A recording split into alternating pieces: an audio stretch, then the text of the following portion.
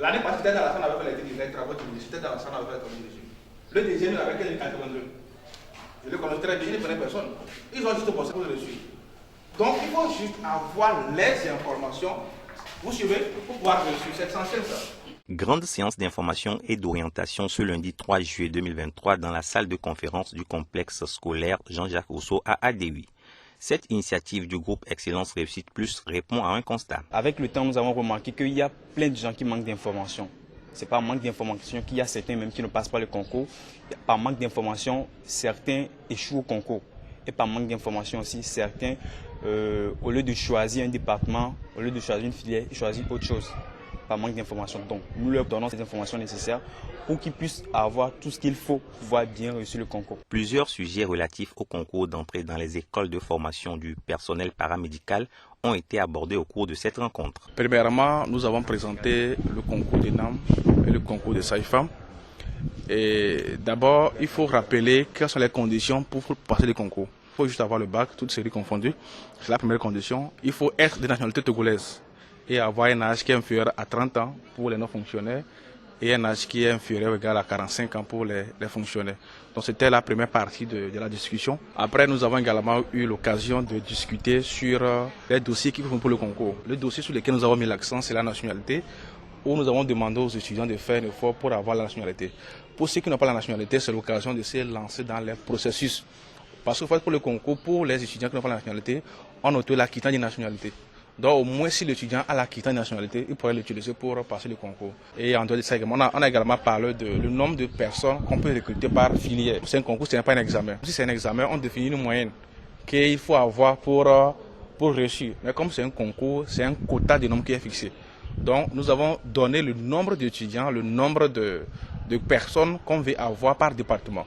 Et là, ça va permettre aux candidats de savoir comment s'y prendre pour pouvoir s'en sortir parmi le nombre de personnes qu'on veut. Cette séance d'information et d'orientation s'adresse à une cible bien précise. La cible, c'était les personnes ayant l'objectif de faire une formation paramédicale.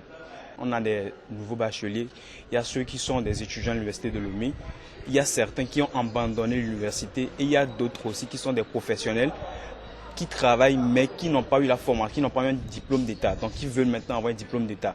Voilà, donc ce sont ces personnes-là à qui l'information est destinée. Ils étaient nombreux à répondre à l'invitation du groupe Excellence Réussite Plus à Jean-Jacques Rousseau.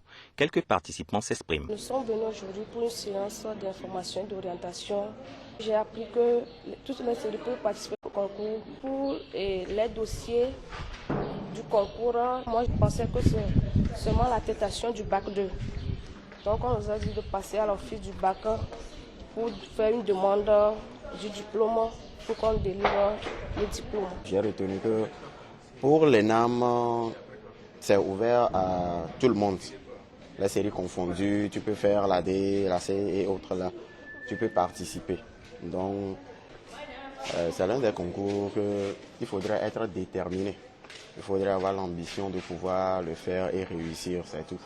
Sinon, dans le cas contraire, tu vas faire face à d'autres obstacles, quoi. J'ai retenu que avant de réussir le concours des NAM, il faut tout d'abord être toi-même motivé et faire beaucoup d'exercices.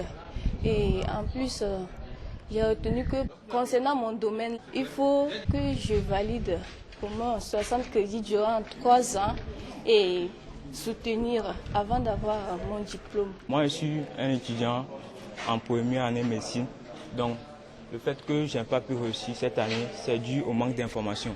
Donc aujourd'hui, l'information m'a permis de me clarifier sur beaucoup de points et de pouvoir m'adapter à la nouvelle formation. Donc ce que j'aimerais dire, c'est qu'il faut aller vers l'information avant de se lancer dans ce que tu veux faire. Donc bon, j'ai beaucoup aimé la séance d'aujourd'hui par rapport à tout ce qui a été dit. Le groupe Excellence Réussite Plus prévoit organiser une seconde séance dans les jours à venir afin de toucher le maximum de personnes désirant passer le concours d'entrée cette année dans les écoles comme les NAM, les NSF ou les NAS.